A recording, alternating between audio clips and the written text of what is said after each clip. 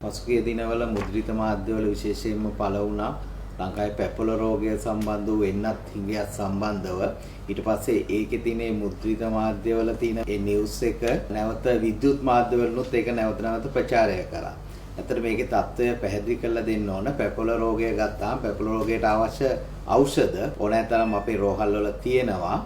අනිත් පැත්තෙන් ගත්තාම අපි පැපොල රෝගයට ඌ එන්නත් කරණයක් රජ රෝහල් වල මෙතෙක්කල් කරේ නැහැ.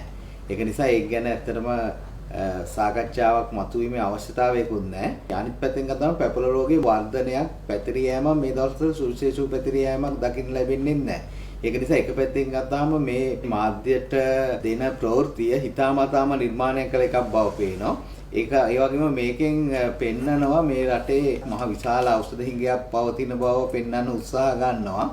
මෙතෙක් රජ රෝහල් වල නොතිබුණු දෙයක් මේක සැරේට නැති වෙලා වගේ පෙන්වන්න උත්සාහ ගන්නවා. අනිත් පැත්තෙන් ගත්තාම ලංකාවේ මොන තත්ත්වයන් යටතේ වුණත් අපේ එන්නත් කිසිම හේකින් අඩුන්නේ නැහැ. ලබා දිය යුතු එන්නත් සියල්ල අපි નિયમિત කාලේ ලබා දීමට අවශ්‍ය කටයුතු යොදලා දෙන නිසා අවශ්‍ය තරම් තොග තියෙනවා. ඒ එන්නත් කාණ්ඩයට අයිති වෙන එකක් නෙමෙයි මේ පැපොල රෝගීන් දෙන එන්නත් අපේ නෝමල් ප්‍රෝග්‍රෑම් එකේ තියෙන එකක් නෙවෙයි. එන්නත් පිළිබඳ ජනතාවගේ තියෙන විශ්වාසනීයත්වයත් මේකෙන් බිඳලා දානවා. ඒක නිසා ඇත්තටම මේක ඉතාම අවාසනාවන්ත තත්ත්වයක්.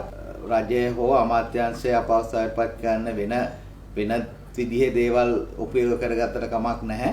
මේ වගේ අසත්‍ය සහ පදනමක් නැති දේවල් උපයෝග කරගන්න එක හොඳ නෑ. මොකද එකක් මිනිස්සු ස්පිතාල වලට එන්න බය වෙනවා. අනිත් එක ඒ ආයතන වල ගැන තියෙන විශ්වාසනීයත්වය බිඳ වැටෙනවා. අනිත් එක අපේ ජාතික එන්නත් කරණය පිළිබඳ තියෙන විශ්වාසය බිඳ වැටෙනවා. ඒක හොඳ තත්ත්වයක් නෙවෙයි. ඒක නිසා අපි වෙන විදියකින් ඒ තම තමන් ගන්න දෙනු බේර ගන්න කියලා ඉල්ලා සිටිනවා.